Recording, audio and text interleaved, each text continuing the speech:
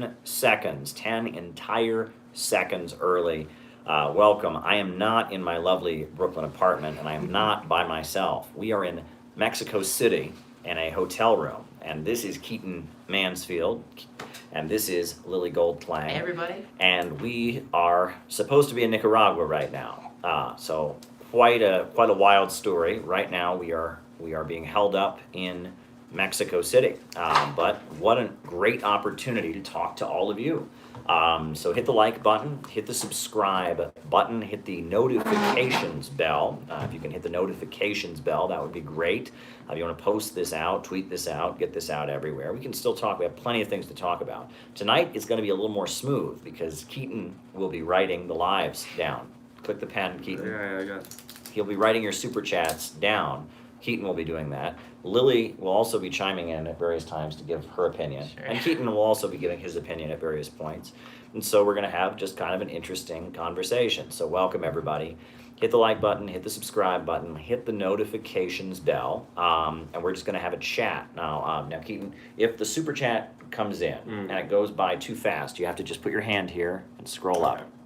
That's all you have to do, right? And we want to make sure we're seeing all the chats, so we have to hit live chat there. Okay. And so basically, if it goes by too fast, you can just scroll up. That's how that works. Gotcha. And we can all kind of vaguely see the screen, but we're not as close as normal, so we're not seeing everything y'all do, so don't take offense, if we can't see everything. But, I see, Jenny Lynn is in there. I see Kinky is in there. Alex Giovanni is there.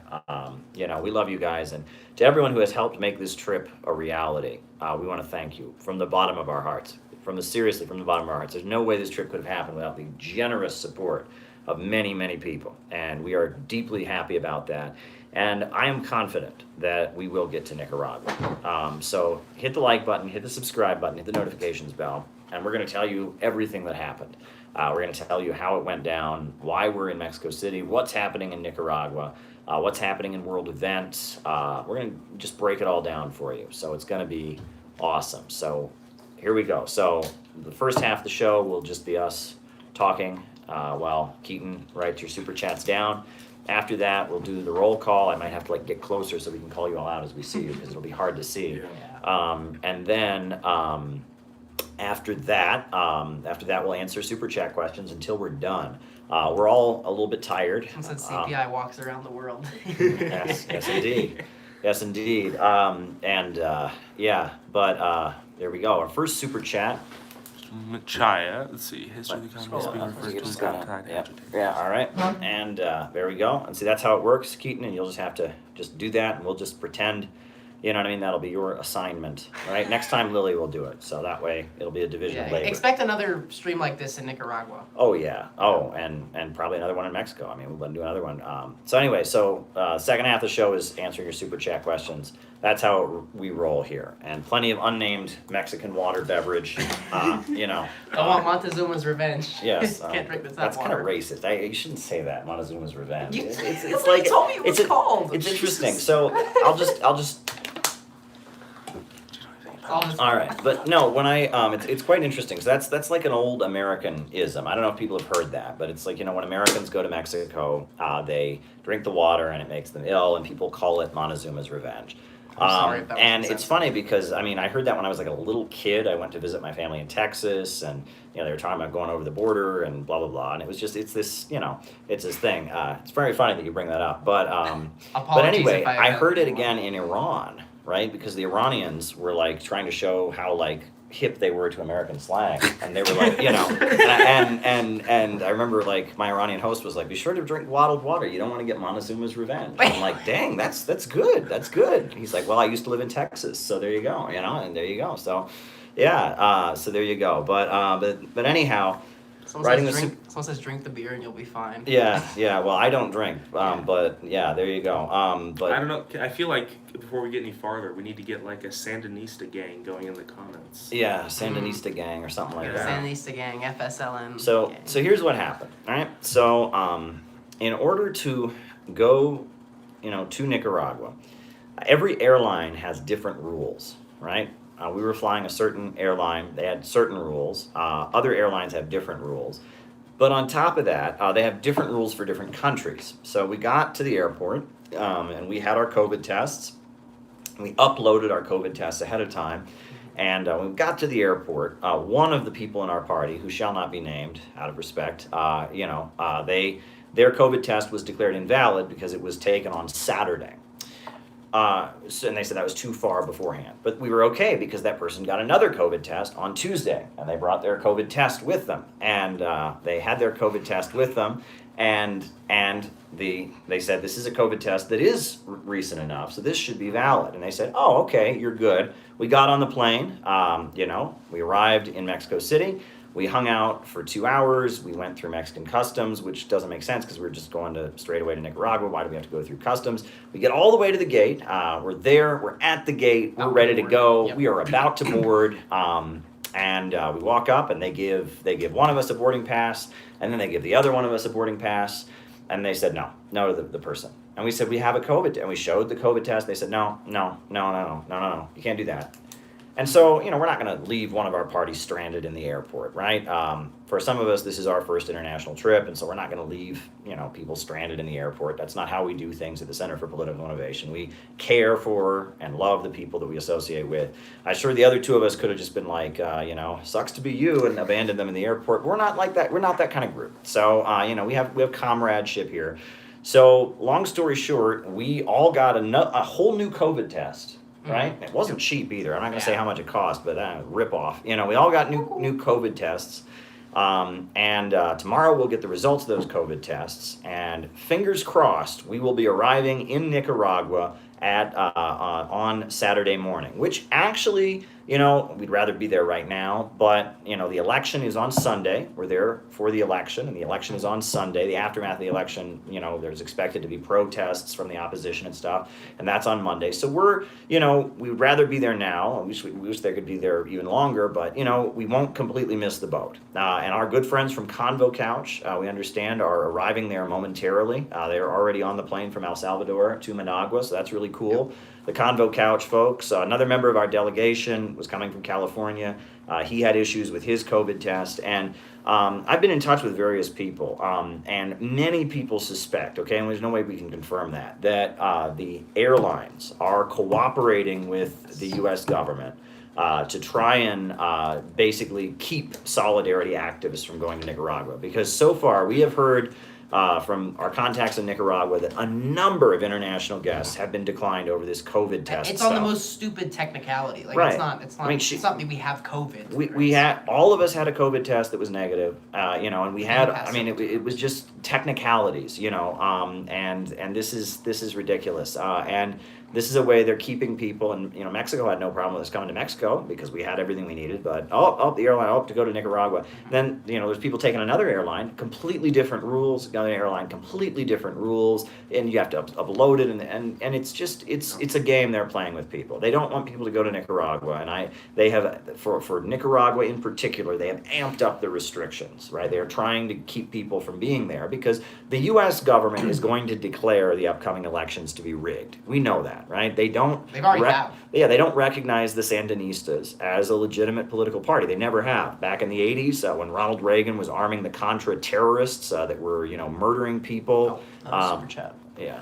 Here's for some tacos. Writing it down. Thank you. Writing it down. All right. Back in the 80s when, the U.S. government was arming the Contras to terrorize Nicaragua and sell drugs and bomb the place and all kinds of stuff. They didn't support, they don't recognize the Sandinistas, and they, even now, they don't. And, in 2006, Daniel Ortega was reelected as president of Nicaragua. Since then, he has drastically reduced poverty. Illiteracy has been wiped out in Nicaragua. The access to healthcare has been very widespread. Millions of Nicaraguans have been able to become micro-entrepreneurs and start their own businesses. That's an amazing breakthrough. And Nicaragua, there's still talk of a possible canal to counter the Panama Canal that would be built by China. Which is really awesome, really awesome. And, the Sandinista government, it is a revolutionary government. It is anti-imperialist. They teach Marxism, but it's Marxism mixed with Christianity, right? Mm-hmm. They have Christianity, socialism, and solidarity. And actually, in the new book that the Center for Political Innovation published, Jesus is a Socialist, we actually included a speech from President Ortega, but it was an oldie but a goodie from the UN in 1987. His speech to the United Nations in 1987. We included the preamble to the Nicaraguan Constitution, and we also included a speech from Comandante Daniel Ortega. So actually, maybe.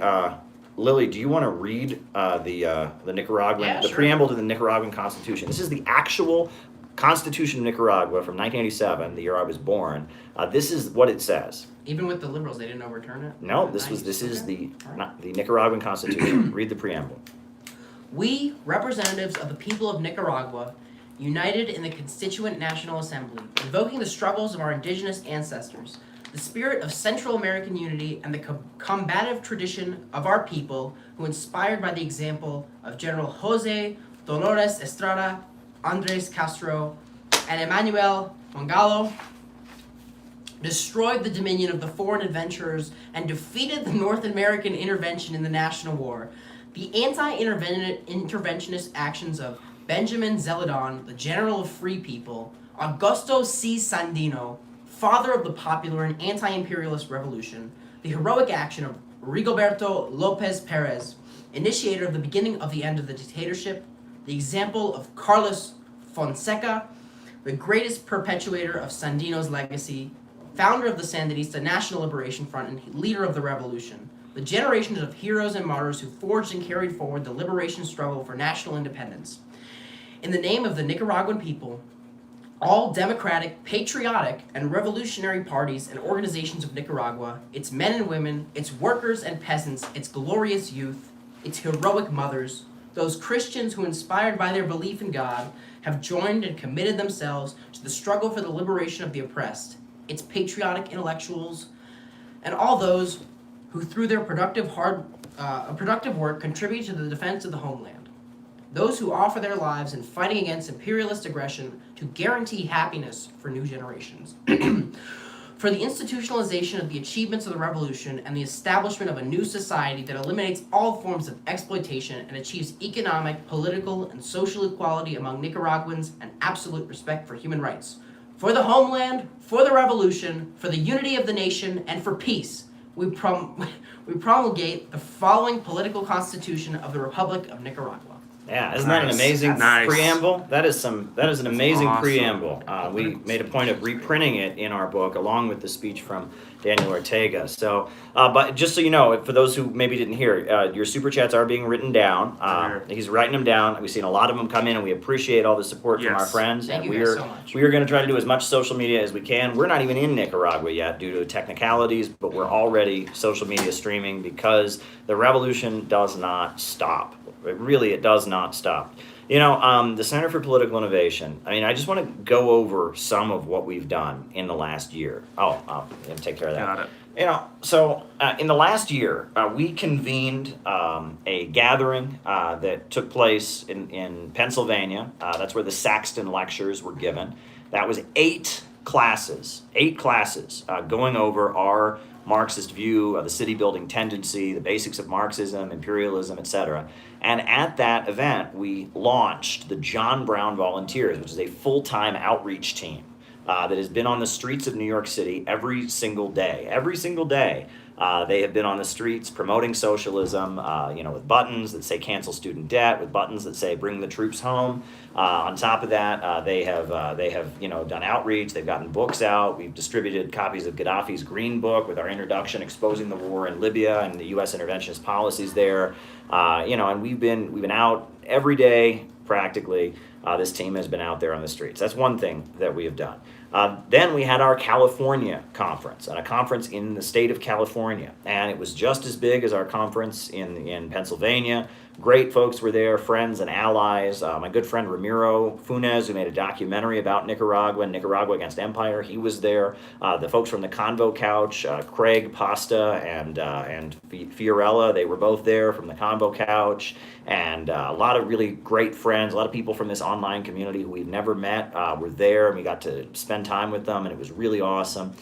And so then back in New York, we have become outspoken, defenders of Alex Saab. And we had rallies for Alex Saab and for Venezuela that were very important.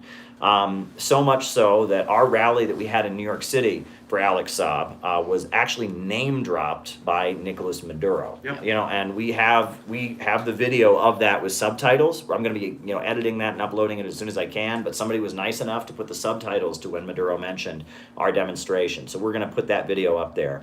It was really amazing. On top of that, the foreign minister of Nicaragua, he was in town, for the United Nations summit. And he was in town for the UN summit, and he had an event in a church. There was a mass with Father Luis Barrios, and then afterwards he was doing a Q&A. And so all these right-wing anti-communist scumbags, that hate their own people, they came to shut him down. So the John Brown Volunteers, we mobilized, I think it was a total of 12, 13 people. Oh, yeah. And we ran those gusanos right out of the church. Ran them right back into the mud. Yeah, I mean, they ran right out of there. And people watched that video, and we were protecting the foreign minister. It was really awesome. Great. It was really amazing.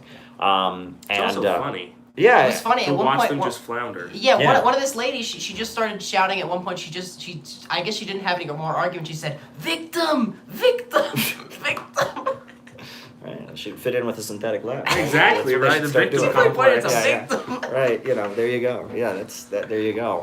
But yeah, so we did that. We've published a number of books. I mean, we have the Green Book. We have our manual, the city, that we are city builders. This is becoming a national operation. There is a local in Chicago that is doing weekly reading groups of We Are City Builders, the educational manual, the Center for Political Innovation. There's also, at this point, there's a Texas local that is doing amazing stuff, and it's really amazing.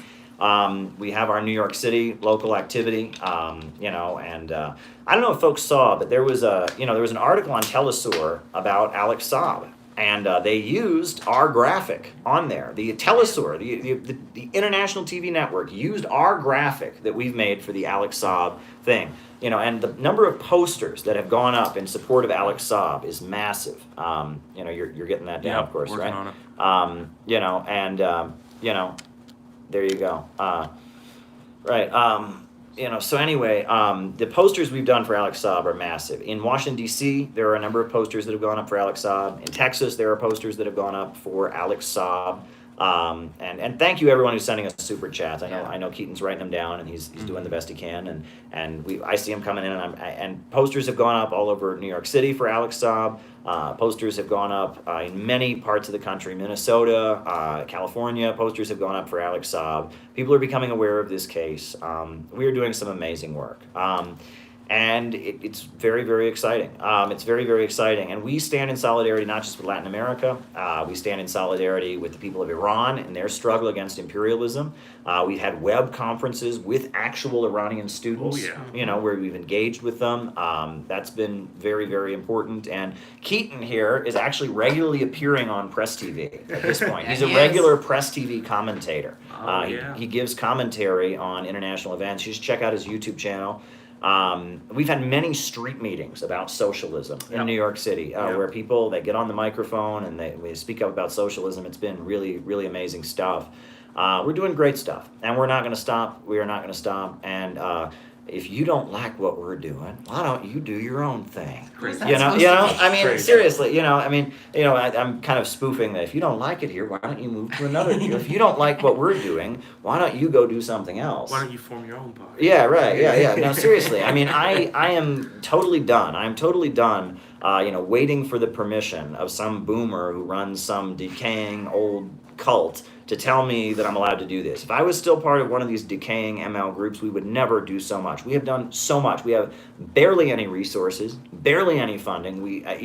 But with the meager resources from these super chats and from the donations from people and the hard work of the John Brown volunteers who are out on the streets every day and the dedication to this, we have done in the past since I think the event that we had, the kickoff event, that retreat, that was late June. It was like the end of June.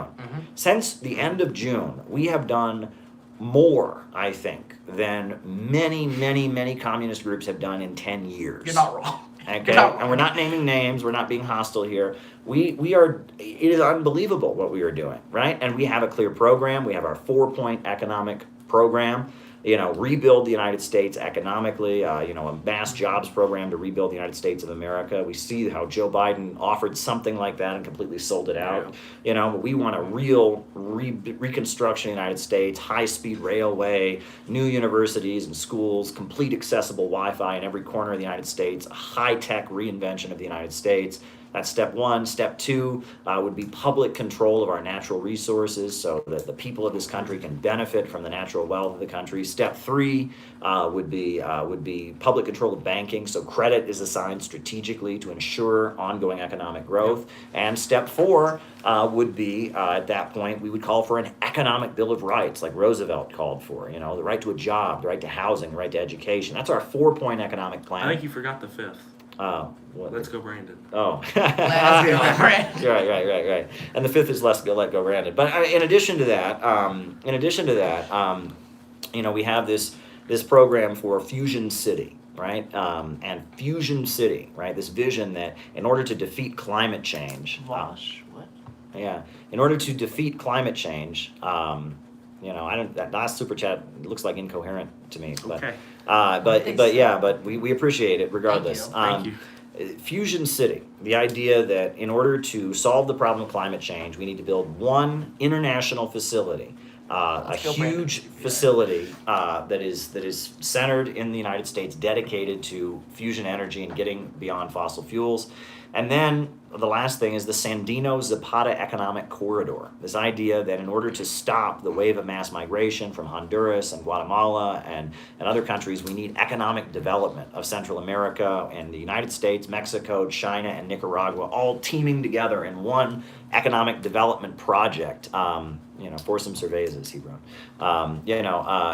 Thank you. We appreciate it. One giant project to build socialism and to build, raise people out of poverty so that we stop this humanitarian crisis on our border.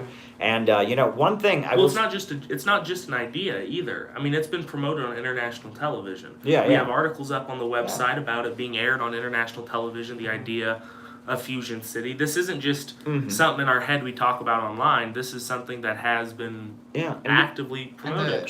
And the left and the right, or the quote unquote left and the quote unquote left and the right in America, both their solutions are wrong. The right says we need to terrorize and repress immigrants. That's not gonna help anything. It's brutal. And then the liberals, they say either there is no problem, this is great, or they say we need a Marshall Plan for Latin America, which is, intervening in these countries' political systems to prevent socialist and anti-imperialist politics from developing. Yep, I got it. Yeah, and we're going beyond left and right here. We're doing what needs to be done. And there's all kinds of people seething in rage about us right now. And my answer to them is, if you think you can do it better, go do it, right? We never asked your permission to do it. We don't need yours. We don't need your permission. You don't need ours to do what you want to do. We're getting it done. We're doing it, right? We're doing it. And we are getting ready now. After the Nicaragua delegation, we are sending the John Brown volunteers to Texas, and they will do a 3-month Texas campaign to promote socialism in that state, and that's going to be amazing. After that, there will be a Chicago campaign in the Chicago area. We are getting stuff done. Stuff is happening, and we need people to be part of it. But we saw the need for the Sandino-Zapata economic corridor here because we were, the reason that we're probably not going to get to Nicaragua until Saturday.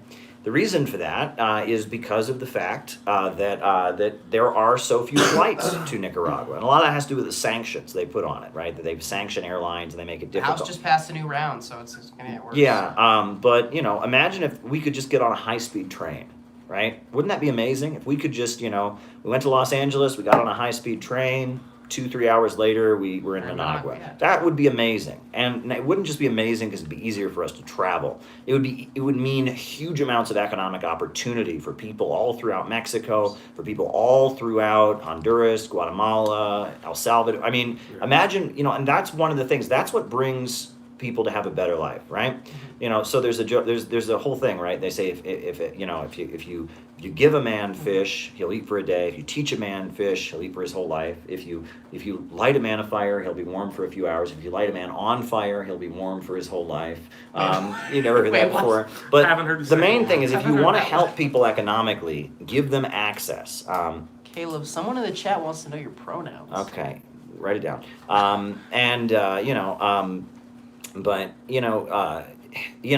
If you really want to help people, you give them access, you give them running water, you give them electricity, right? You give them access, and that is why Middle America is falling apart right now. The roads are crumbling, the infrastructure, the power plants are falling apart. There's water crises happening all across this country where people's water is going out. The water systems are failing. I mean, this is a joke. What they're doing. And the USA is supposed to be the richest country in the world, and it's falling apart at the seams because the government is more concerned about taking care of an international financial oligarchy, the big banks and monopolies that dominate the world, that are trying to grind the world down into deeper poverty so they can enrich themselves. That's what they care about. They don't care about the working families of this country or the working families of any other country in the world. And that's why we're adamant that we are the true patriots. We're the true patriots. We love America. We love America's working families, and we know that the only way their lives can improve is with socialism. It's with a system where the banks, factories, and industries and the centers of economic power are organized to serve public good and not the profits of a few. Justin, a great ally and I mean, awesome. A very important figure, organizational leader of the Center for Political Innovation, just gave an amazing super chat, and we do appreciate it. Write down his real question. Solutions for real people. Yeah, we are real solutions for real people. I mean, that's the Center for Political Innovation. And this is what real serious socialist and Marxist groups do around the world, right? Is in the United States, we generally get two types of socialists. We get socialists who just kind of do whatever the Democrats are doing. And then we get socialists who are always talking about a very abstract, vague thing. We need to overthrow the government. We need a revolution. We need a Marxist-Leninist republic. Yeah, and they don't. It doesn't make sense to real people. When real people walk up to them and say, "What are you for?" They go, they can't give an answer, right? Well, the way that a serious, genuine Communist Party or Marxist group operates is they understand there are three stages. The first is their program. What are they for? If you read the Communist Manifesto, it ends with 10 points, 10 things that Karl Marx said he was for. Universal public education was one of them. An end to child labor was another one of them. A national bank and the assigning of credit by the hands of the state. The suffrage rights. Yeah. If you read the 10 points, right? That's what the Communist League of Germany in 1848 believed in. That was their program. But they understood that in order to enact those 10 points, you would have to change power, right? That the capitalist state was not going to enact those 10 points. And so they were trying to build a mass movement around those points. Yep. Trying to build a mass movement around those points. Did you miss the... No, there's a couple going by. There's two of them, yeah. And they wanted to build a mass movement around those 2 points, around those 10 points. And then the idea was such a mass movement would have to, in order to enact those 10 points, change the nature of the government.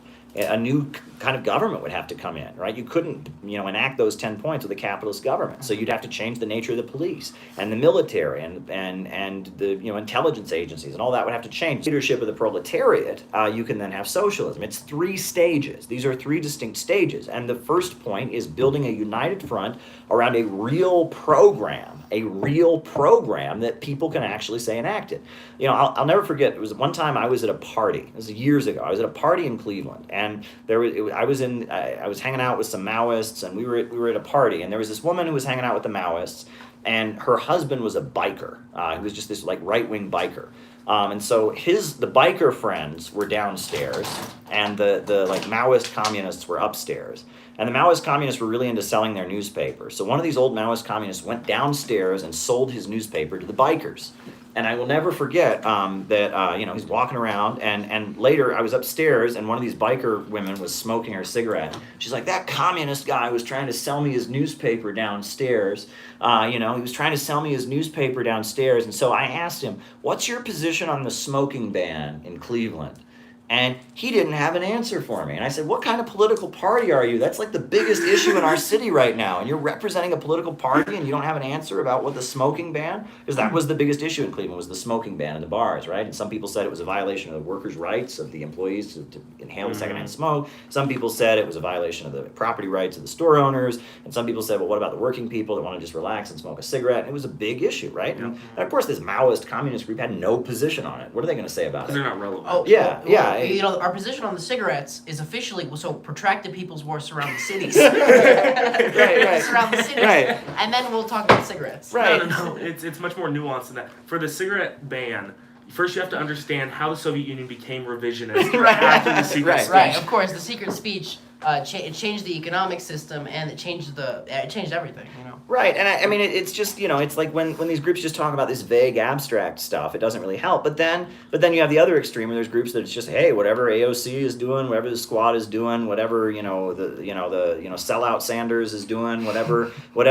Sleepy Joe Biden is doing, we just kind of support it and fight the right wing. And that's not the answer either, right? The answer is putting forward a program and building a movement around that program, and that's what the Center for Political Innovation is doing, and that's what serious political forces do. And in Russia, the program was peace, land, and bread. The Bolsheviks were the only big political group that wanted to end the war, and they built a united front to end the war, and that also included redistribution of land to peasants. It also included, feeding the hungry people, etc. And that's how they operated. In China, they fought the Japanese invaders. They redistributed land. They had a program of like what we can actually offer you, and they mobilized all kinds of different people around that program. And when the Bolsheviks, they were aligned with all kinds of different forces. There were the left Mensheviks, the left socialist revolutionaries. There was even, people don't know this, there was a labor Zionist division of the Red Army during the Russian Civil War.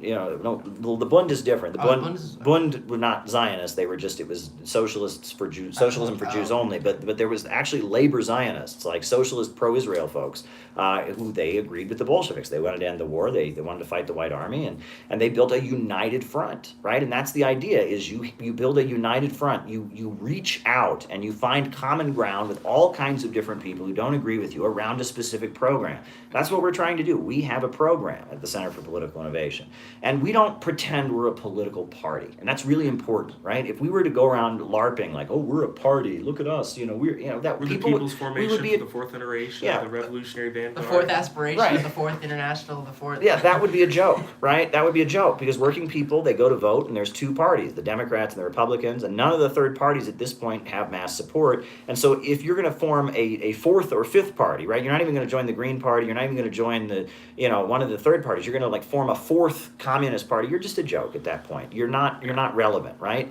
But by building a think tank, we are trying to be relevant. We're trying to be a group of people that are relevant. The Democrats have the Center for American Progress. The Republicans have the Heritage Foundation, the Libertarians have the Cato Institute, and communists and socialists in America, we have the Center for Political Innovation. Woo! That's what we have. We are a think tank. We are not a political party. We don't endorse any political party. We have not ever sent our members into any political party. We've never done that. We are simply a think tank, and that is what we do. We have members. Some people in our group are with one group, and some people are with another group, and some people are with another group. I would say probably the majority of people involved with the Center for Political Innovation are in no group, right? And that's just how it works. But we are patriotic. Yes, we are. We think that socialism will save America. We think that racism hurts all American workers. Obviously, it hurts the victims of racism the most, but it hurts all workers by breaking down solidarity. We think that sexism hurts all workers. Obviously, it hurts victims of sexism the most, but it hurts all workers, and that it is in the interest of the United States to dismantle imperialism. That right now, it used to be, sure, there was a big labor aristocracy and average Americans were benefiting from imperialism, but not anymore. Right now, the labor aristocracy is being demolished, and that creates a new opportunity for solidarity.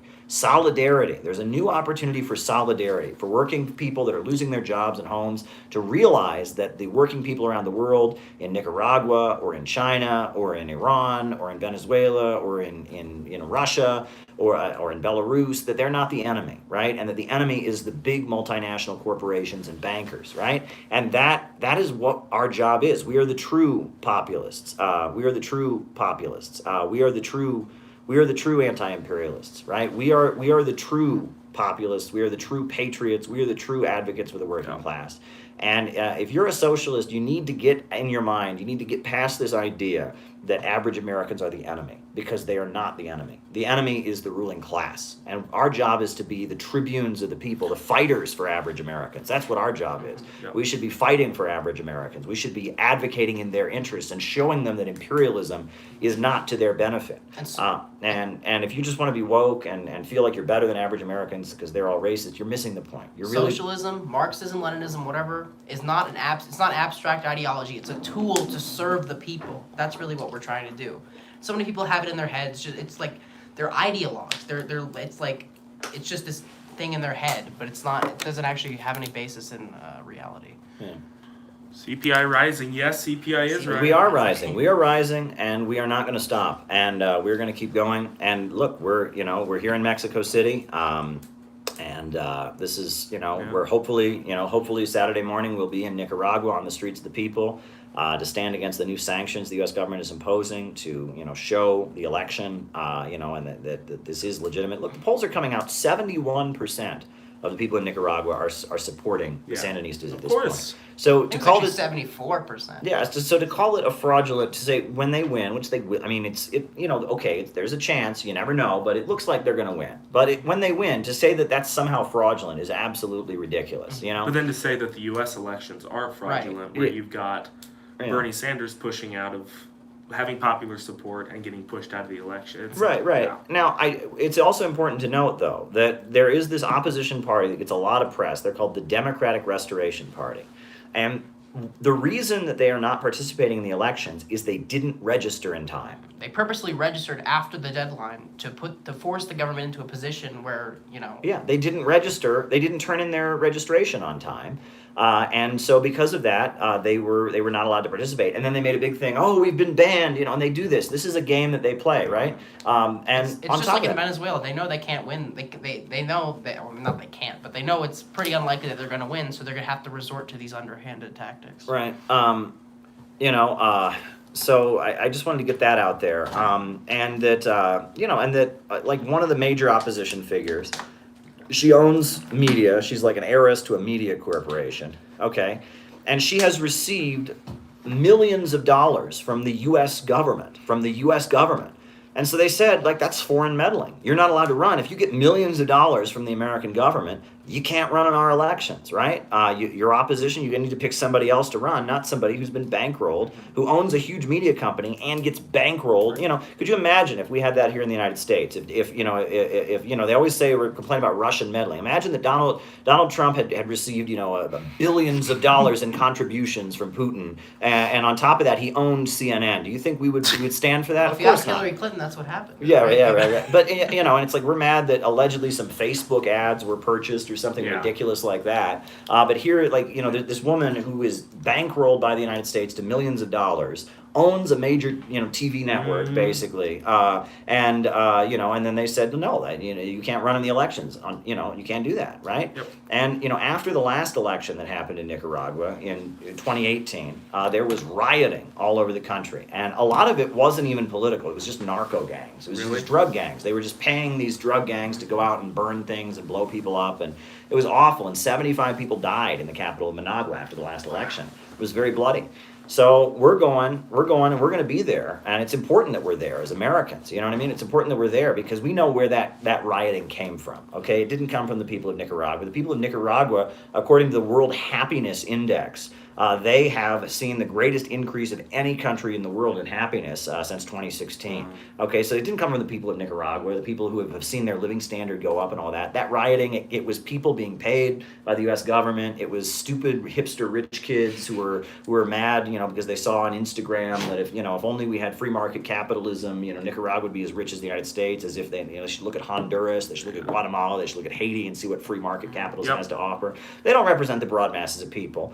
And this is the kind of the color revolution stuff the U.S. government does, and this is how they operate around the world: is they destabilize and they overthrow anti-imperialist states, and so we're going to be there, and we'll be there to show the other side of the story, to tell what's really happening, and that's I think why they're determined to keep American solidarity activists. Now I understand Max Blumenthal is already in Nicaragua. I understand Dan Kovalik is already in Nicaragua. There's a number of very important anti-imperialist activists that are already there. And we're going to be there soon, right? And we're not going to let a little technicality get us down, but we're a team here. We're not going to dump people at the airport. You know what I mean? That's how it works. So we're doing our best. Our Nicaraguan hosts are so happy to have us, and this is we are yet again putting the Center for Political Innovation on the map, right? Because we are a serious think tank dedicated to socialism. We're not running for office. We're not campaigning for people. We don't represent any political party. We represent what needs to be done: a socialist education project, putting forward real solutions. So that's where we're at. So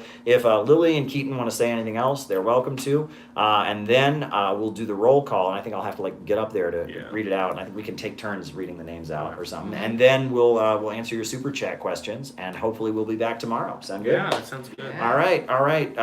Go ahead. Do you make any comments you guys want to make? Sure, if I plug my YouTube. You can plug your YouTube. Okay. All right. Listen Plug your pluggables. I'll plug my plug after. Listen very closely. This is vital to the future of socialism happening in America. You need to go to Keaton Mansfield's YouTube channel, and you need to hit subscribe and turn on the notifications and like my videos, and then create 5 other alternate accounts. Subscribe and like the videos and repeat this process indefinitely. Very cool. Thank you. All right. Do you have anything to add, Lily? I guess I'll just plug my stuff too. You go to Lily Goldklang, GOLDKLANG, YouTube. Subscribe. Make 6 fake accounts to. I gotta one up again. No. Yeah, I don't know. Well, you want to plug your Twitter or something? Twitter's stupid. Twitter's stupid. Yeah, never mind. Just kidding. All right. Well, very good. All right. Well, on that note, so let's get closer here. We're gonna get closer here and read our names and locations, folks. We'll call you out as we see you. Names and locations. Names and locations. Give us your names and locations. Who's watching right now? Who is watching? Who's with us? Who's with us? CPI Coast to Coast. All right. Keaton Mansfield YouTube. From Quezon City to Los Angeles. Nicaragua. Yeah. President Jesus from LA. Cleveland Pirate Alex. Vallejo, California. Christian in Northern New Jersey. Shout out to you. San Miguel, Allende in Mexico. Jeff in Grand Canyon, Arizona. JT24 in Mississippi. Nassau County, Char Darling, a beloved member of this community. Crizzy Cruz from Glendale, California. Bob Troy, New York. Bendigo, Australia. David Fox. Kieran from San Diego. David Rennie, Hamilton, Ontario. Enoch from Australia. Justin Simons in Southern California. We love you, brother. Elias from Wisconsin. Ragin' Cajun in the Woodlands. Jenny Lynn in Cincinnati, Ohio. Right?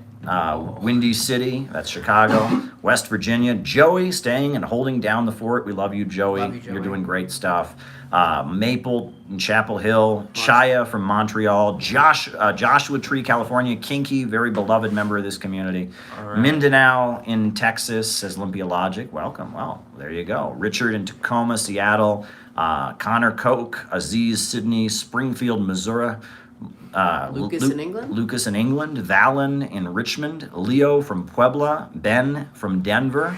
Dallas, Texas. Salt Lake City. Max the Sax is in Sina headquarters, Virginia. Welcome, Max the Sax. Mexico City. Oscar Leon. Grant, Duluth, Minnesota. St. David's from Bermuda. Sam in Chicago. Bayonne, Hudson County, New Jersey. Sam from Missouri. Lily posted something. Someone asked for my channel. It was on your phone. I was wondering how that was happening because I'm like, she's right here. You can't be in 2 places at once. What's going on? Teleport, yeah, right. Oh, Brian from Illinois. I'm pretty sure I know which Brian that is. Oh, okay. Right on. Richard Swacky, Liz in Portland, Oregon. You all can read them too, right? Arturo from Alaska, Vosh's mansion in Beverly Hills, Harris of the Plains, Kansas City, Missouri. Caleb from, I don't know how to say Ypsilanti, that's in Michigan, yeah. Oh. Yeah, Mo in Pomona, California, Detroit, Michigan.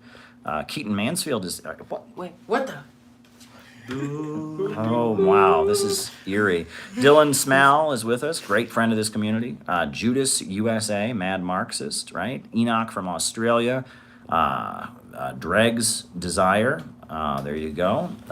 Red Precarian, So Plains, South Plains, Kansas City, Missouri, South SF Thomas, Los Angeles, Marta from Poland, Finn in Duluth, Minnesota. Gillette in Austin, Texas. All right, very good.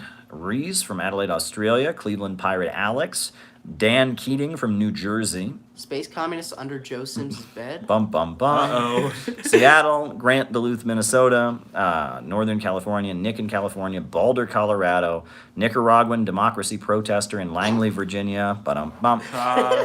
Right. Diamantina in Brazil, right? Okay. Naples, Florida, Harold Sullivan. Great. Canberra, right? Pittsburgh, David in China. East St. Louis, Southern Illinois. Yeah. All right. Hi, Caleb and comrades from Cincinnati, Ohio. Calvin from Saskatoon.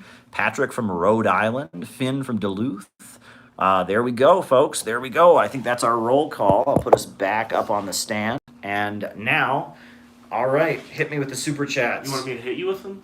No, just Like hit him over the head. hit me with the super chats. You all can chime in if you want to. Right? Okay. This is a group effort, but let's do these super chats. Okay. Let's answer the So questions. we got the first super chat. Communists being portrayed as outside agitators representing foreign governments and powers and the consequences of that. Well, the term outside agitators in particular applies to the South, right? And that was like the Ku Klux Klan would accuse the northern communists of, quote, stirring up the black people. There were posters that were put up, etc. And the notion of them being outside forces, I think, goes back to the first Red Scare, just after the Bolshevik Revolution, right? Well, I don't know.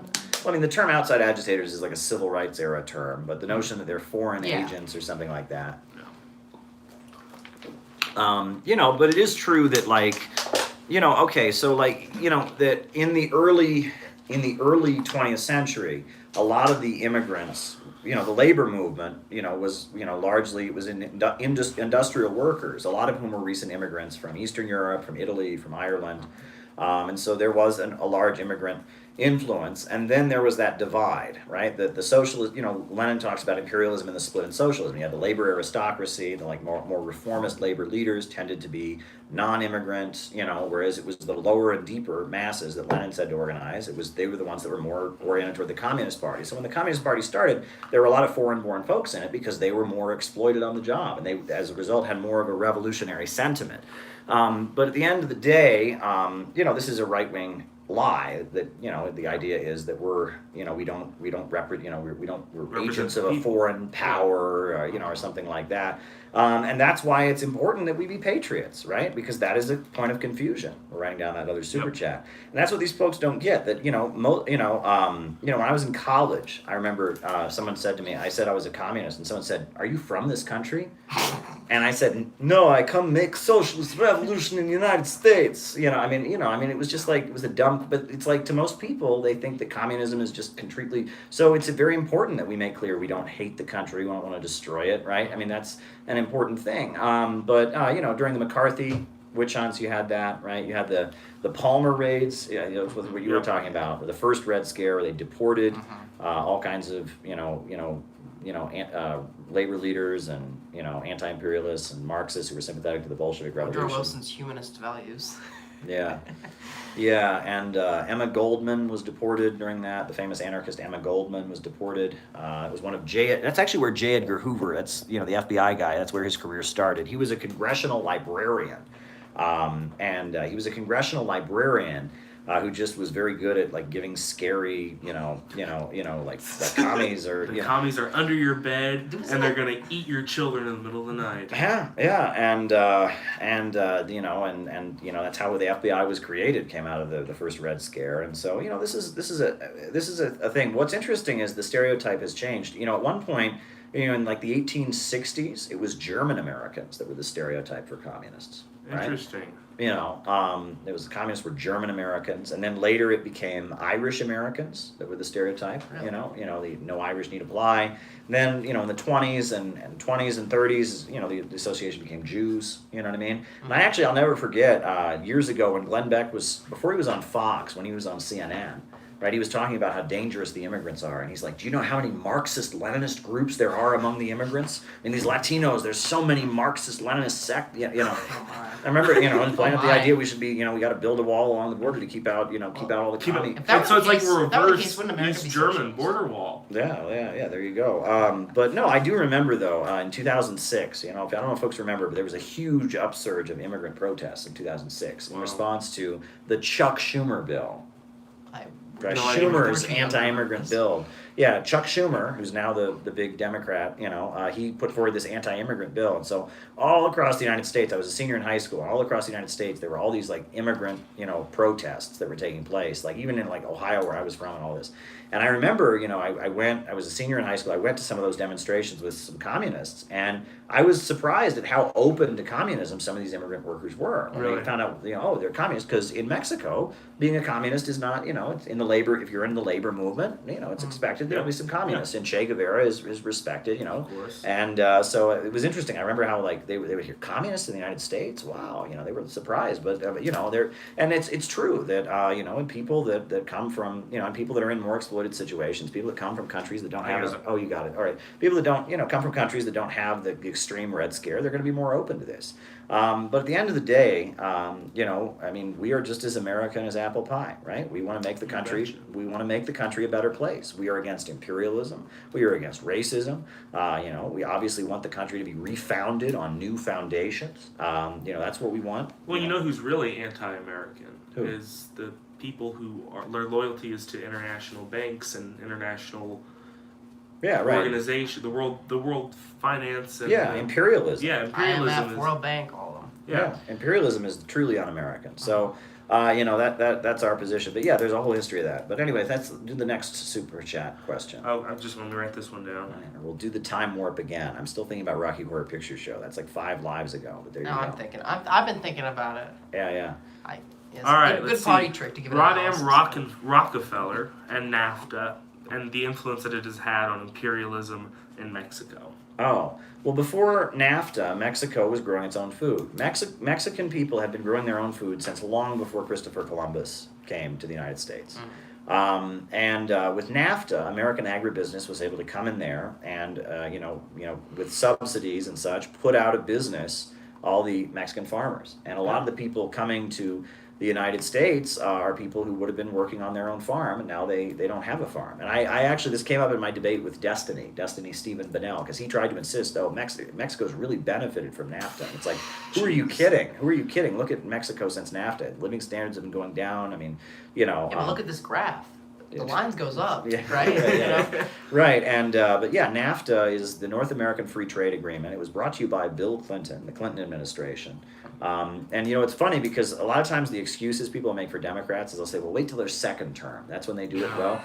Bill Clinton's second term was far worse. During his first term, he still had to kind of pretend to be a progressive because he wanted to get reelected. He had to get the people's energy. It was Bill Clinton's second term where you got NAFTA.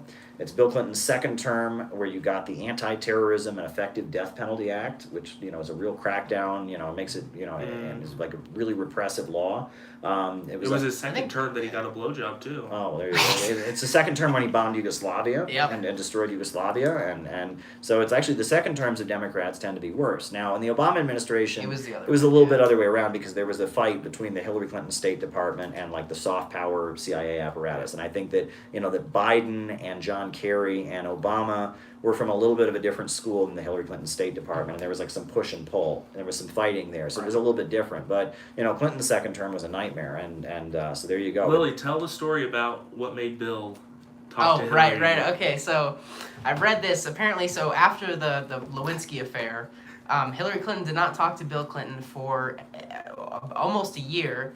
And the first conversation they had was she called him on the phone, urging him to bomb Kosovo.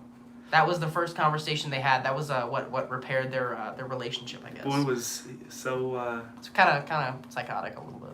That's just so beautiful, so romantic. So romantic coming back together. He's like so desperate for Hillary that he just bombs Kosovo. He's like, oh please take me back, Hillary. Okay, fine. Fine, I'll bomb the Serbs. I'm sorry. Wow.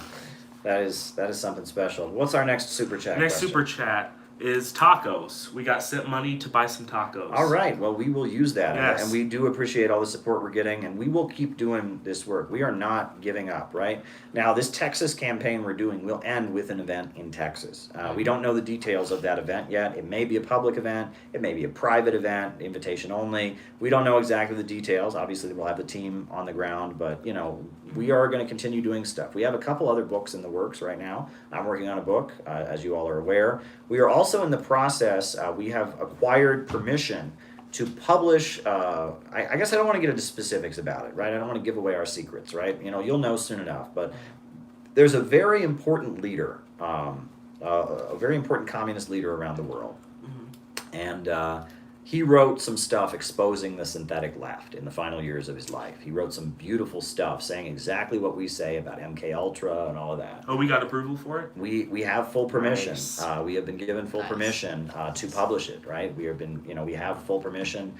So that is in the works of being published. We're not going to say who it is, what the writings are, but we're going to publish it. And we're going to do it. So that's in the process of happening as well. And that really, shout out if you're watching, that was the project of Robert. It was Robert in Texas, who had the idea to publish that.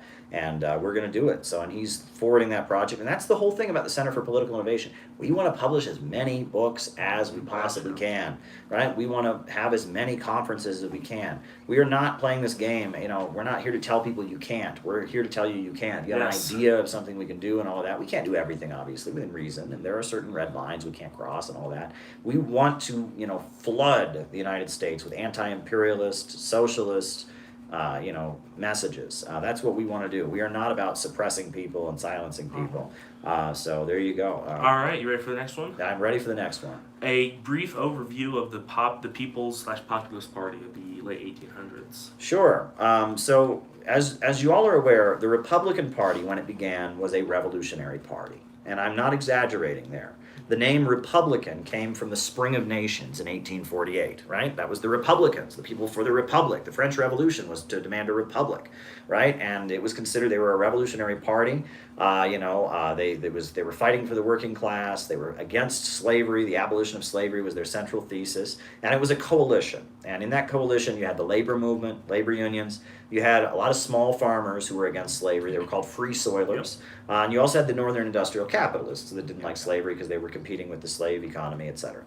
And Lincoln was a populist, right? He was a tall guy, and he was from a new state. It was called a new unsettled state of Illinois, right? Woo! And they even, they sang about him. They said, "Old Abe Lincoln came up from the wilderness." He was this populist man of the people from the woods. So he's going to build the country. Right. He's going to build the country better. What is it? Well, one of the last verses of that song, right, is what is it? Old Jeff Davis tore down the government, tore down the government, tore down the government. Old Jeff Davis tore down the government. So then Abe Lincoln built us up a better one. And it's like it was like a revolutionary transformation. That poem was actually written by, if I'm not mistaken, who is the famous poet who wrote that? It was a very famous poet who wrote that. The one who did free verse. I can't remember his name. Very famous poet. He's the guy who did Captain, My Captain, and all that. And Abraham Lincoln was viewed as a revolutionary, right? He was viewed as a revolutionary figure, and he led a coalition, right? And he obviously said some very racist stuff, but W.E.B. Du Bois argues that Lincoln changed his mind over the course of the Civil War. But the Civil War was one of the most dynamic revolutionary events in the history of the United States, and tearing apart Jim Crow was good for all American working people. You mean slavery? Tearing apart the slave system was a victory, and it was betrayed. But after the Civil War, there started to be a divide in the Republican Party.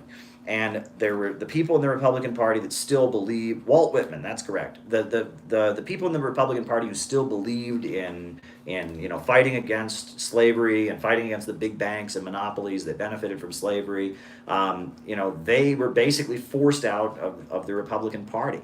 The Republican Party, they had the compromise where they pulled the troops out of the South and basically handed the South back to the Ku Klux Klan. That was when Hayes won in 1877. Compromise. And they betrayed the revolution, and they that's when Jim Crow came into effect, right? Before before the overturning of, you never hear about the first black senator, the first black congressman, etc., because all of these states, right after the Civil War, had black representatives. Jim Crow didn't come in until after the defeat of Reconstruction. But after that, the Republican Party divided into two. And there was one wing of the Republican Party that was small farmers that were against the big banks. It was the labor movement and others. And then there was another wing of the Republican Party that was becoming like a regular imperialist party. So the break from the Republican Party, they were called the People's Party, or people called them the Populists. They were not a socialist party. They wanted to get rid of the gold standard and have a silver standard. Yep. That was one of their central theses. They did call for public ownership of railroads, and they didn't like the railroad companies because they had too much control over the land and that hurt small farmers. But they, their ideas, they didn't. It was William Jennings Bryan, right? Well, right. he was later.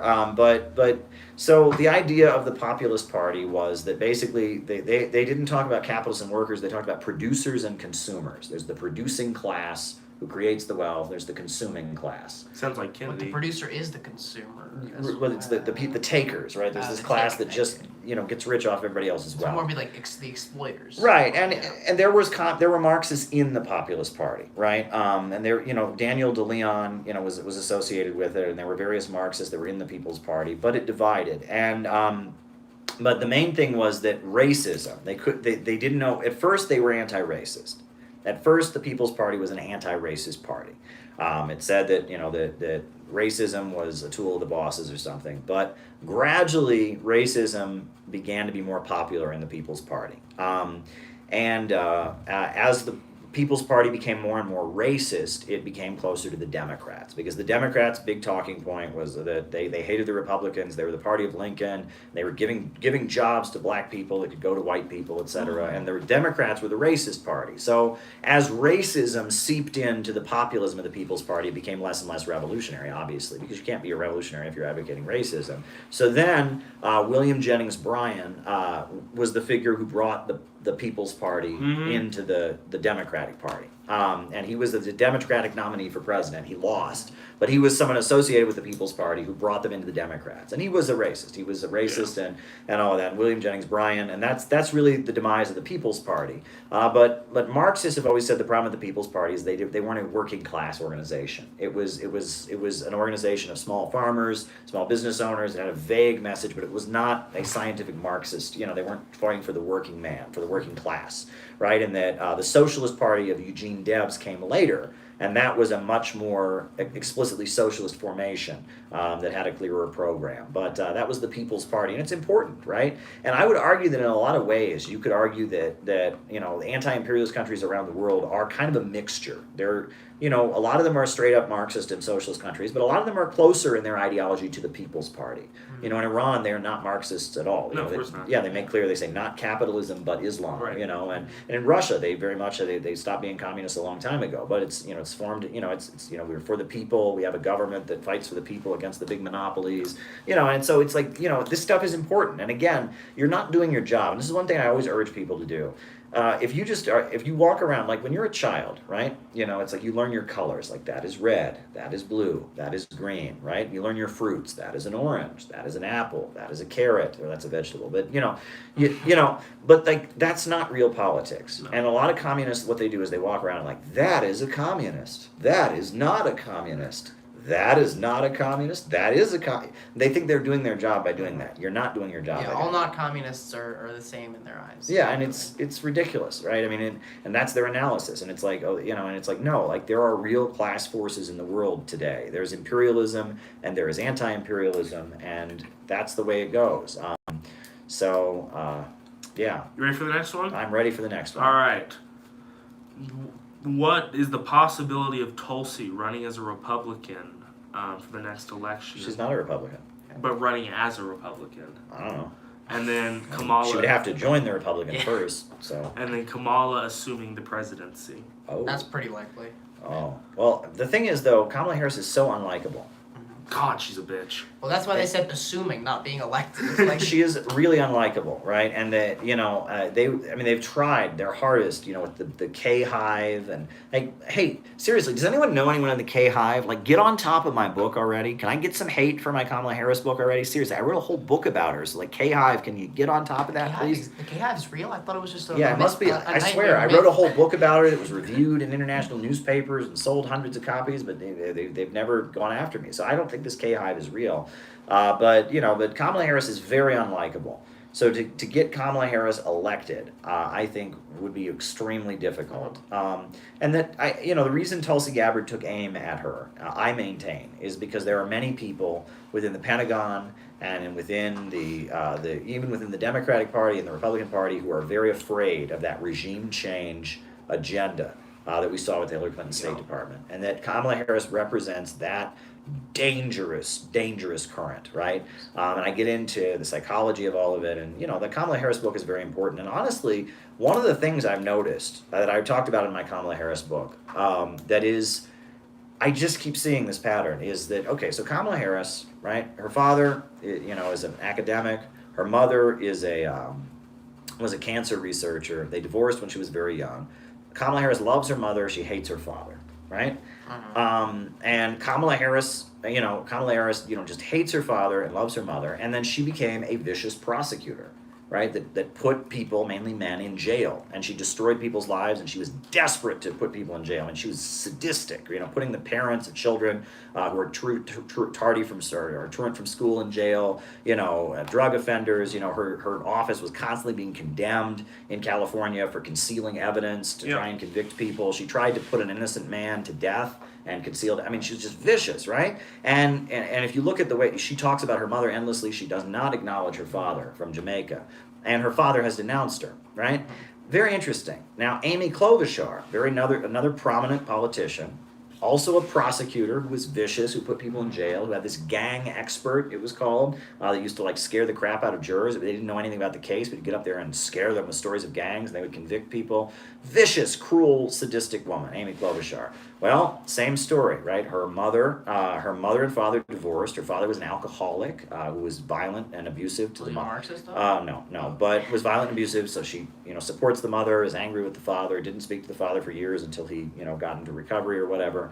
Very interesting, right? Samantha Power, same story, right? Samantha Power was in Ireland. Her father was an alcoholic. The mother and Samantha went to the United States. The father died of alcohol poisoning.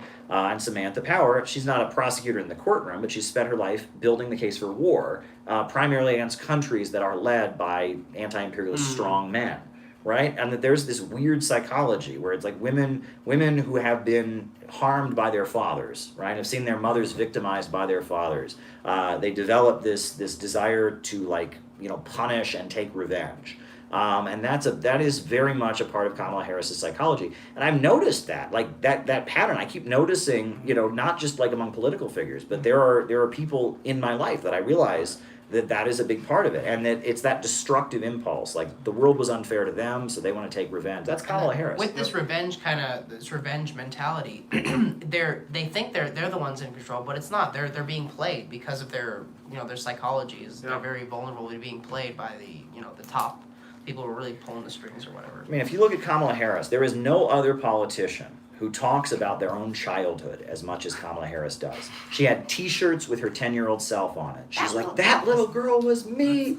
This is deranged, right? And it's clear that some trauma happened in her childhood. We don't know what it was, and we can only speculate. There are probably many things that happened that were very awful. She was at a civil rights march, and they said she was crying. Really? And they said, "What do you want?" She said, "Freedom." That definitely happened. Well, there's debate about that. I mean, who knows? But that one, but there's something that happened, okay? And she's very upset about it, and she's very filled with rage, and she wants the world to understand what she went through. She wants the world to feel sympathy for her, and that kind of blocks out the results of what she does.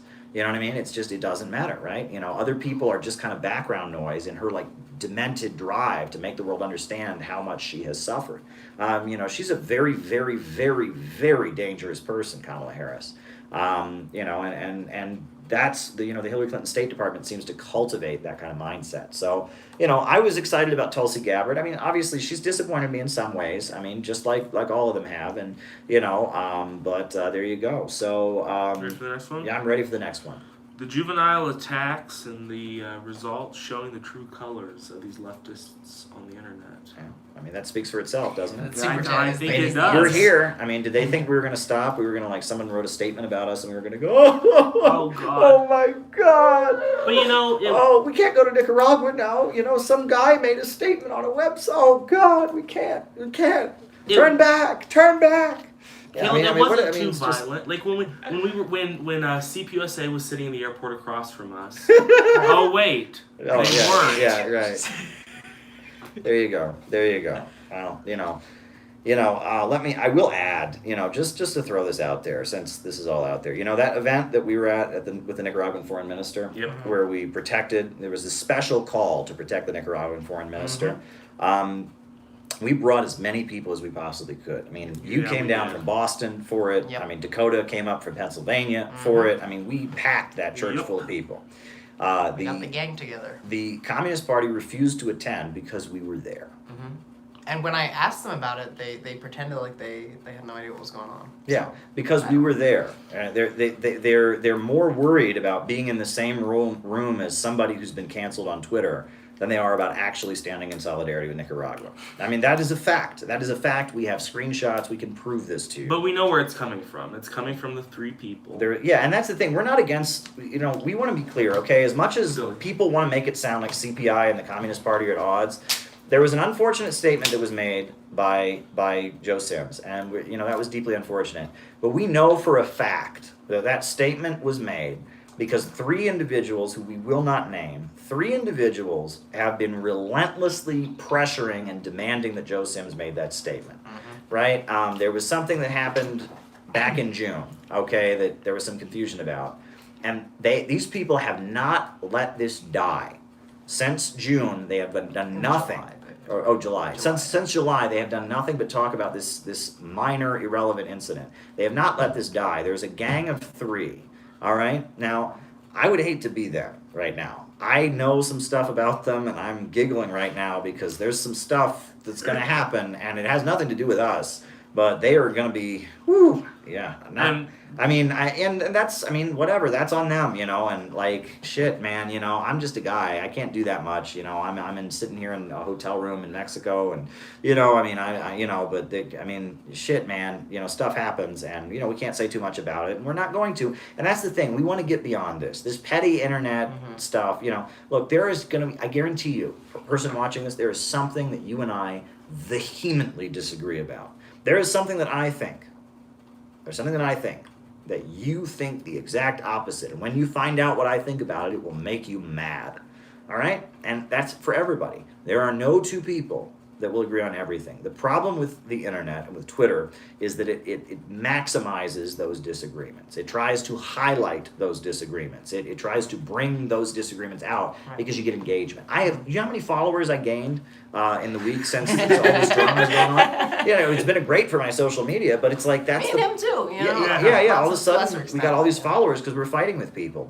But we're okay. So we're gaining more social media traction, but actual organizations are falling apart, and that's the problem, right? And I don't want that. I don't want these kind of things to fall apart. I want to get along with people. You know what I'm saying? Yeah. I don't agree with everything Haas says, but I agree with a lot of what he says, and he likes me, and so that's cool. There's other people, right? I mean, my friend Brenton Langle, the anarchist, probably doesn't agree with anything I say on many points. I mean, he doesn't agree with, but I'm friendly. We need to be bringing people together around what we can agree on, not engaging in this endless circular firing squad. That comes out of, and it's just everyone wants to destroy everyone else. And so, you have to defend yourself when you're being attacked. But at the end of the day, I mean, some of these attacks are so ridiculous. The New York City Young Communist League tweeted out that we have never done any real organizing.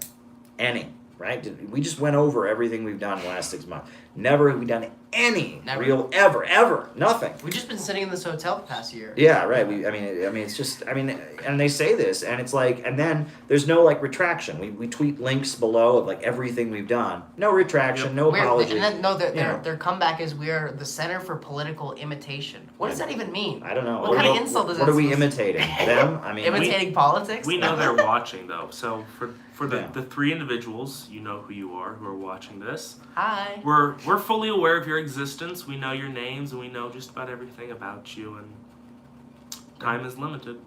Yeah. But anyway, don't say anything further like that. But again, Caleb, they're wondering what your pronouns are. I generally have been associated with he, him. Okay. I'm generally considered that. Someone said my pronoun is based. Very based. So I'll take it. All right, based. All right, next question. Real solutions for real people. Oh, that was Justin That Simons. was from Justin. Oh, Justin Simons, is just another one. Another one just came by. I know, I'm getting it. All right. And that's what we're trying to do. That's the whole thing about the program, right? Is that we want to put forward an actual program to improve people's lives. Not offering chaos, not offering instability, but an actual program to fight for working families, to bring people together, to put forward anti-imperialism. That's what we want. So there you go. All right. Cool. Next. China should build Fusion City in Africa. I mean, I'm not going to tell China what to do. Yeah. I mean, I'm not 100% committed to Fusion City being in the United States. If someone could put forward a proposal for it to be somewhere else. Or we could have two. Yeah, or we could have two. Three. Yeah. But I think because we are in the United States, Sure. and we are fighting for the working class, and we want to revitalize the heartland of the USA. It's been economically devastated. That's why we propose that it be in the United States. But if someone wanted to build Fusion City somewhere else, that's a conversation we would want to have, right? We are putting this idea out there to try and mobilize people around it, but who knows how it will come into being, right? If Fusion City is built by China and Africa, that'll be up to Africa and China, not us. Yep. Yeah. All right, here we go. CPI rising. All right. Yes. That's We are- very yes. true. That's CPI correct. is rising. You get True. 5 stars Yes. out of 5. The next one is a statement that says, "Love the streams, keep up the good work." Oh, we love you too. Woo. All right. Then there's another CPI rising. Oh, wow. Great. It's Very true. good. It's true. We are rising. Like, Sandinista book recommendations. There's a very important book called, what I believe it's called, the like... Unfinished Revolution. Yes, exactly. That book is the best resource I've read. The Unfinished Revolution. It's kind of a biography of Daniel Ortega, but a history of the Nicaraguan Revolution. Very good stuff. One thing I have is I have a collection of Rosario Murillo, the vice president of Nicaragua. I have a collection of her poetry that was published in the 90s by City Lights Press. That's who publishes Michael Parenti. So that's pretty neat. But any other, do you guys know any book recommendations on Nicaragua? The Bible. Oh, there's that. Yeah. How about this? Yeah, Jesus is a socialist. That's a good one. Yeah, you have the Nicaraguan preamble to the Constitution And we and have a speech by Ortega. Yeah. So there you go. But yeah, Unfinished Revolution is probably the best book on Nicaragua. All right, next question. All right. So the idealism of Jay Sakai. There's a lot of, no one knows who Jay Sakai really was. Sakai? FBI? No. I mean, we don't know that, right? We don't know that. I mean, I've talked on other streams about how it was very mysterious, how the Maoist internationalist movement, which was this very secretive communist group, made it their mission to promote settlers. And it's just... Look, the message of the book is that because of, the labor aristocracy, because of, white privilege or whatever, you can never have socialism in the United States. And it's a demoralizing message. It's not helpful. Right. And it makes people feel pumped up and radical, but at the end of the day, it leads to demoralization. I haven't read it, but what is, because, usually most political manifestos have like a call to, like, what should we do? What do they say? What should we do? Not be white. Yeah, it ends with... just there is no hope, basically. I think it ends with a quote from the guy who Pancho Villa, about how Pancho Villa, like Pancho's raid. Pancho Villa raided the United States. He was like a Mexican revolutionary who invaded the United States, and it ends with like a quote from him or something, advocating socialism or something. It's like it's like hinting that we just need foreign invasion. We need or Mexico something. to like. Yeah, it's really sad, and It's it lies about William Z. Foster. It intentionally misquotes Foster. It makes it sound like William Z. Foster was saying something really racist when it actually takes the quote out of context. And again, it's interesting. I enjoyed reading it, honestly, but it reinterprets leftist history of the United States in a certain way that there is no hope, basically. And sometimes it makes fair criticisms and points out real things, like there was a lot of racism in the labor movement. That's a fact. That is a fact, right? And it was the communists who fought against that, right? Communists fought against that and showed workers that that was not in their interest, right? They didn't fight against it by shaming the white workers. They fought against it by showing white workers it was in their interest to oppose it.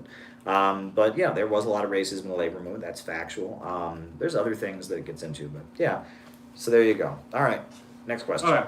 Was the USSR socialist up until 1991? Yes. I would actually disagree with that. I would say it was socialist up until almost the very. If you read "Socialism Betrayed" by Roger Kieran and Thomas Kenny, they talk about how the plan was dismantled in 1988-89. So, in my this is just our personal opinions individually. I would say it was socialist until 88 or 89, when they cut the guaranteed buying of industrial products and the economy went to free fall. I would say that was the end of socialism. I would think they had a capitalist economy the last 2 years, but I don't know. You could. I didn't know we had Hojist and CPI. Oh, Hoja would be Look like. Look at that, right? You're now expelled from CPI for life. You have to publicly apologize on the next stream and repudiate. No, we don't care. That's okay. We want you to be able to explore these ideas and concepts. You want to talk about that? Well, what is socialism? All right, that's a question, right? So the first they had war communism, where the military seized everything to fight the foreign invaders during the Russian Civil War. Then after that, they had the new economic policy, where they had market policies, but the commanding heights, like industries were state-run, but they had a lot of small businesses and small peasants and such. Then they had Stalin's 5-year plans, and then, Khrushchev started trying to move in a market direction, and then Kosygin and Brezhnev stopped him, and then Gorbachev, started perestroika, and what is socialism? I mean, that is a fair question, right? What is the root of the word is society functioning for social needs. So right. it could be pretty broad. Right, and I argue that socialism is much broader than simply a Marxist-Leninist state-run economy. That you can have a market sector, and that I would argue that socialism. I think the Ba'ath countries were socialist. I think Nicaragua is a socialist country. I think Venezuela is socialist. And, I think Iran fits the social definition. Well, out of respect for the Iranians, I would never call them that, right? Because they maintain that their system is neither capitalist or socialist. It's not capitalism, but Islam. But they do have these local committees they call Basij councils that are in every neighborhood. The state does control the major means of production. It is a largely planned economy, 5-year plan. It's a social economy. Yeah, they are adamant. They have their own system, and that's the thing, and that's why the book, City Builders and Vandals. The fight today isn't really between capitalism and socialism. It's between imperialism and anti-imperialism. And at the end of the day, to really be anti-imperialist, eventually you have to become socialist. You might not be at the beginning, but to really be anti-imperialist, you're going to be forced to move in a socialist direction. And it doesn't make you any less legitimate if you don't start out socialist. Right. You're just fighting imperialism. That's the natural trend. Right, and arguing about who is really a socialist in the anti-imperialist camp and who's not. The point is, are they pro-imperialist or anti-imperialist? That's the point. That's the fight in our world today. And within the anti-imperialist camp, there's a sliding scale, just like within the pro-imperialist camp, right? Norway and Sweden are very social democratic, but they're imperialist, right? The United States is very free market, but it's imperial. You know what I mean? And France is imperialist, but it has its own little style. Yeah. You know what I mean? Right, and that's really the divide in the world today. But we need to be clear about that. Yep. All right. Cool. Right. Somebody asked, what is this reunion? No, this is not a reunion. This is us stuck in a hotel room in Mexico City because we were supposed to be in Nicaragua, but unfortunately, the COVID test technicality, has delayed us. But hopefully, we'll be there Saturday morning. We just got new COVID tests, and hopefully, we have a new flight that's booked. And it's a reunion. We all came to Mexico City. We drove to Mexico City all day. Yeah. Was denouncing the Battle of Seattle the real Red-Brown Alliance? What? This was from... the Battle of Seattle was... Some of the WTO protests? What was asked was the left denouncing the Battle of Seattle the actual equivalent to the Red-Brown? The left didn't denounce it. I mean, at the time, I was very small at the time it happened, but I remember reading about it afterwards. Amy Goodman, all of them liked it.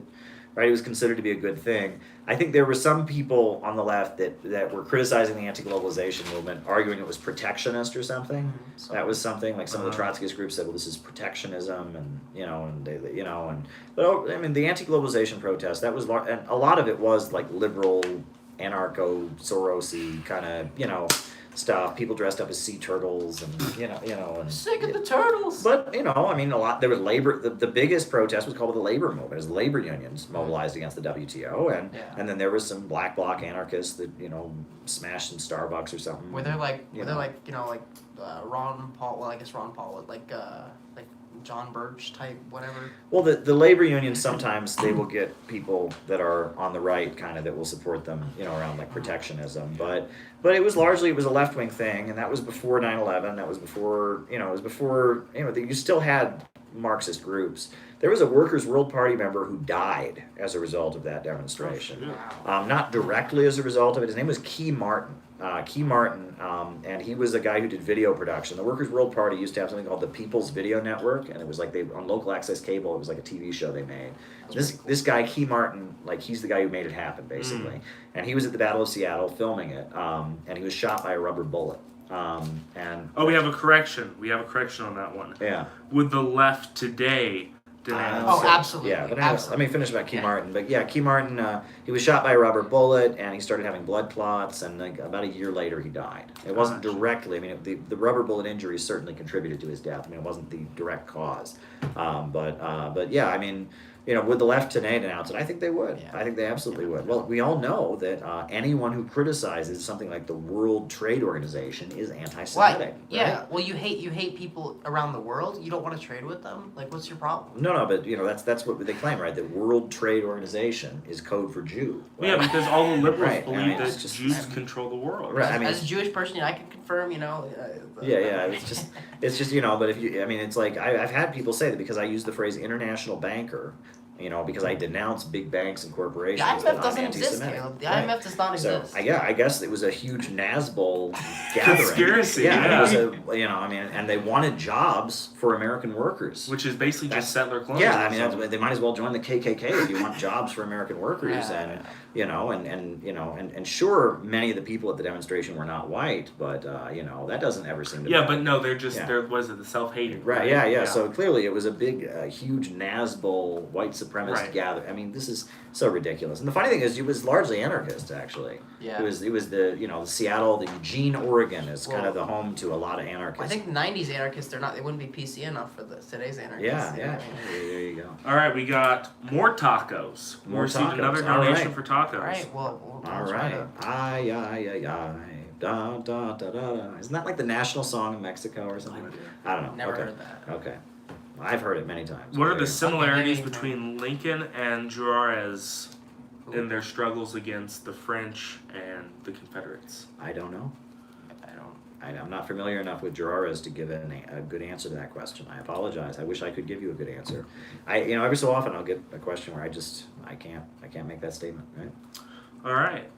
Is the formation of a worker state the primary demand that will lead to revolution, or does it create socialism? Does the worker state then translate itself into socialism? The program, what you're for, is what mobilizes that. That program, in order to enact it, necessitates the worker state, and the worker state leads to socialism. It's three states. Worker state, people's state. Yeah, if you went around advocating a worker state, people would look at you like you're crazy.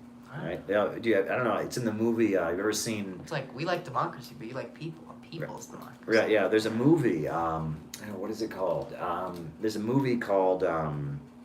Zhivago. And there's a scene. It's like an American movie about the Russian Revolution or whatever. And there's a guy walking around. He's like, this Lenin, is he the new czar? And the guy says, there aren't going to be any more czars, my friend. Only workers in our new worker state. What is that? It sounds like a game show. In our new worker state. And like the curtain comes down. Right. Well, there you go. All right. You get a worker state. You get a worker state. Right. There you We go. have Trotsky's going to give everyone a gold watch. All right. Anyway. Yeah. We have, and I quote, F the Twitter drama. Hell yeah. Yeah. I agree wholeheartedly. All right. What's next? Socialism, actually. Oh, no, okay. Should we include Trotskyists in the new communist movement emerging? Well, I mean, I vehemently disagree with Trotskyism, and I'm not ashamed to say it, but if you are someone who likes Trotsky, I wouldn't be afraid to work with you. I have no problem with that. Yeah. You know For what I all mean? the jokes or whatever, like, if you want to seriously improve conditions for the people in America and you want to stand, against imperialism with the people of the world, and you sympathize with Trotsky, I mean, who cares? Really? Yeah, right. who cares? Right. It's about what you're doing, Yeah. honestly. Yeah. So apparently, we're being informed here that some of Ramiro's interviews with two Sandinistas got taken down in a Facebook censorship. Oh. Wow. And That is. yes. There's been a massive. Ben Norton has been all over this. There's been a massive crackdown on the social media of the Sandinistas. Yeah. So. Instagram, a bunch of Wow. accounts just disappeared. And we overnight. have go to https://cpiusa.org//cpiusa.org// blog, and you can see our recent article on the. Or you can just go to cpiusa.org. That works too. Yeah. All right. Next question. Is the most outrageous anti-communist propaganda from the 50s? Oh, I don't know. I mean, I like some of those old movies. They're funny. Yes.